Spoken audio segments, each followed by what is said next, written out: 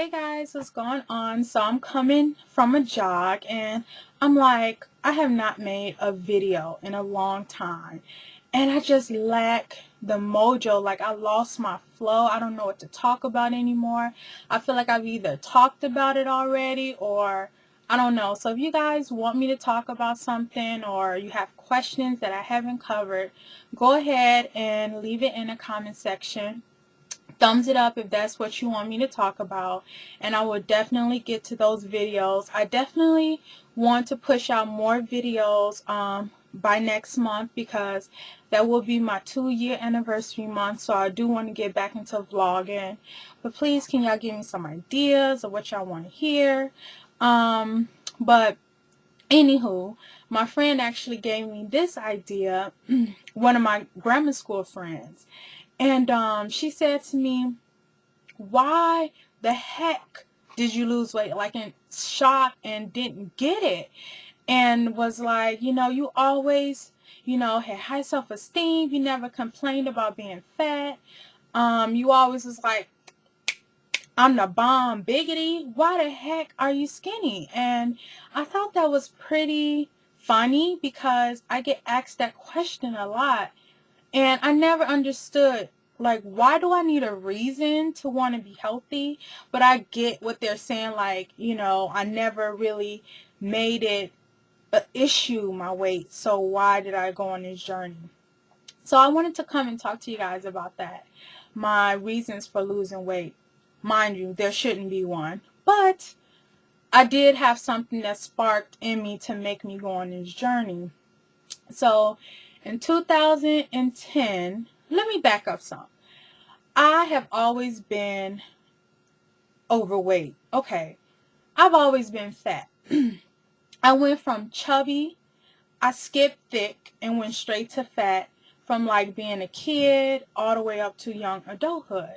So that's pretty much all I knew. So I kind of had to learn to love myself early on. My grandma made sure she instilled that into me as a young kid because, I would get picked on like, oh my God, you're fat and this and that. And I go crying all week like, everybody hate me. I'm fat, blah, blah, blah. I'm ugly. My grandma was like, girl, you better get it together.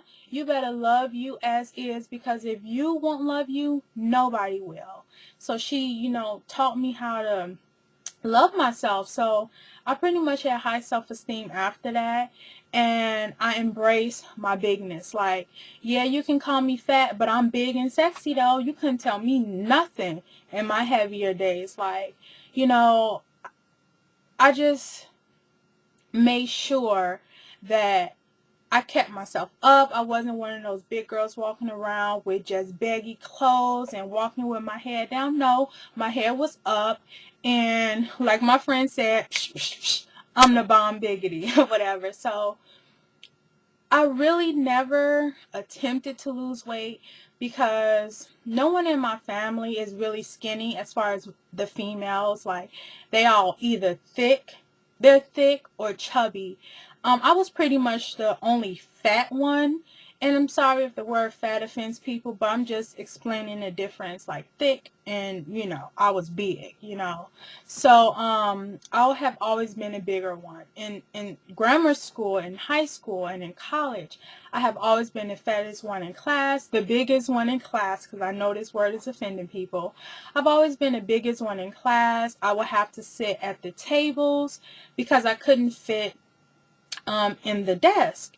So it was just something I just accepted, you guys. I pretty much accepted it. And the doctors would tell me like, Ruth, your weight is really getting out of hand.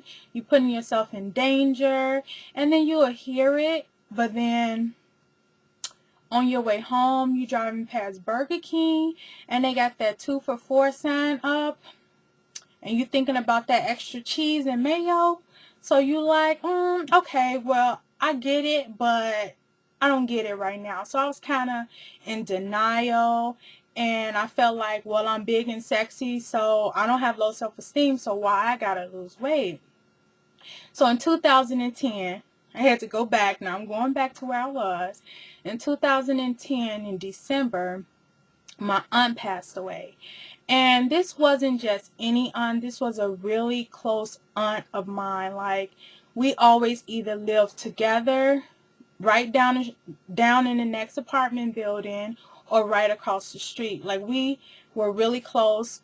That was my mom's baby sister. So they pretty much forced me and my cousin to celebrate birthdays together because we are a day and some change apart. So we had to always share the same birthday cake. And as we got older, we just did it naturally on our own. We celebrated our birthdays together because we were like sisters. So when she passed away, it was a shock to the whole family. This was like that aunt, that cool aunt that, like, you couldn't say the F-A-R-T word. You couldn't even spell it out. Like, you would get yelled at, and it would just be so funny as a kid. Like, you had to say pass gas or pass the wind. It was just like, she was so unique. You couldn't replace an aunt like that. So when she passed away, and it was so quick, you guys. She found out she had stage 4 cancer in July, and she was gone in December. So it was like we never really had a chance to say goodbye. It was just like, it scared all of us.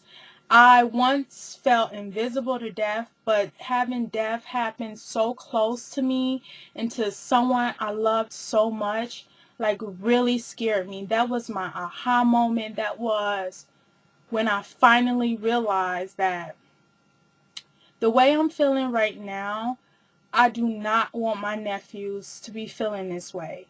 And I need to do something about it. Like, here I am killing my own self because I don't want to put the fork down, because I want to just sit down and watch reality TV when my own life is a wreck. You know what I mean? So that was my moment, you guys. And I went to the doctor. We all went and got checked up.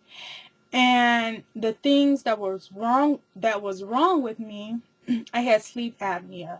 You guys, it was so freaking bad.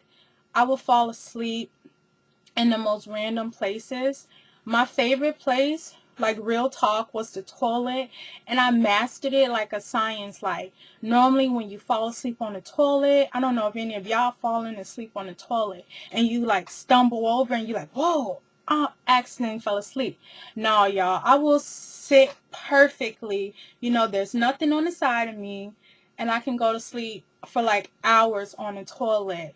I would go to sleep in chairs, movie theaters. I'd be hanging out at my friend's house, and I just doze off. And they'd be like, girl, you sleep? I'm like, no, I ain't sleep. No. Boo, you snoring. I think you just was asleep. And it was really embarrassing, but I had a hard time falling asleep because laying down, I was suffocating in my own fat. So whenever I would get in a sitting position, it felt so comfortable that I just wanted to go to sleep. So I would just go to sleep at random places, and I found out I had sleep apnea.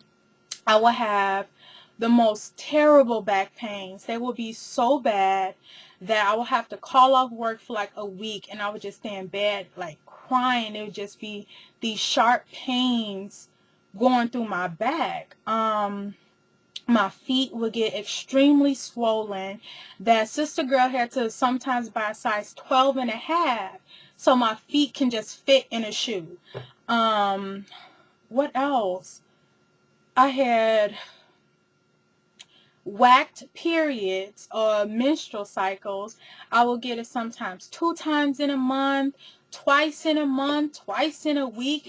Okay, that don't make sense. But you guys get what I'm saying. I will get my period whenever my period wanted to come. And it was just really whacked out.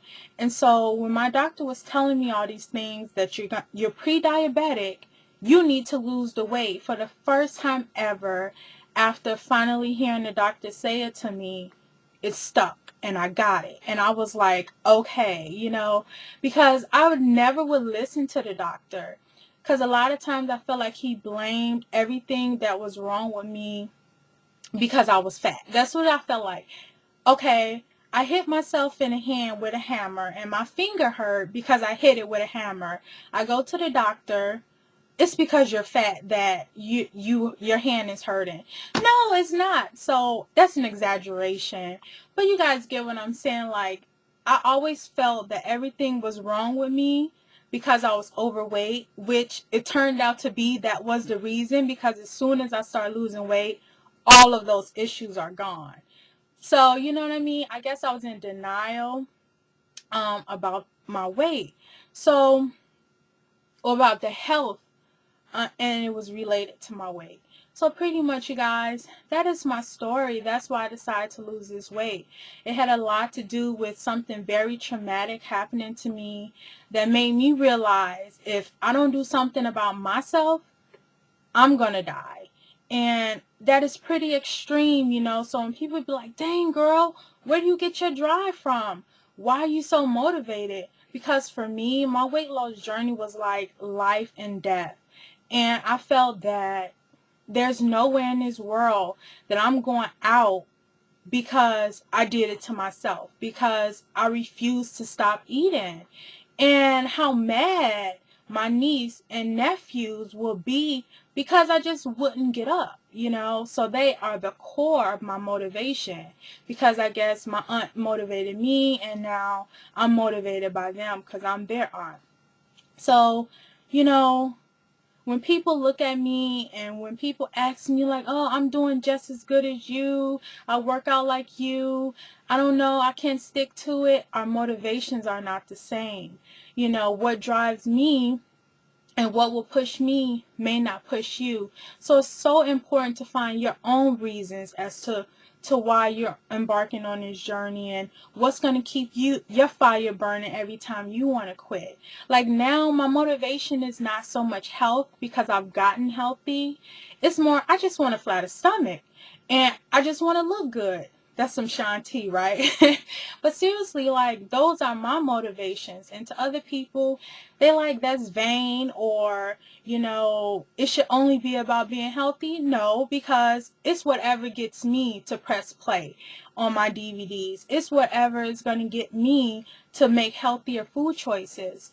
At the end of the day, to keep me motivated. So yes, my motivation started out because of something traumatic, but now it's just, I just want to finish out my journey. I want to feel good in my skin again like I used to before when I was heavier.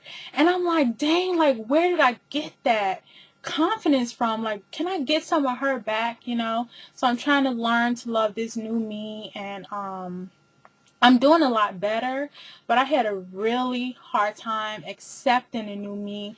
I did a lot of self-sabotage and all of that because I couldn't wrap my head around me being small, you know. And it's now like, look, now I just want to look good. I want to freaking work out in a sports bra and some little booty shorts like all these other chicks too. That's my motivation. So anywho, you guys, this was a very long video, but I hope you guys stayed to the end and watched it. Thank you guys so much for your support, and I will talk to y'all later. Bye.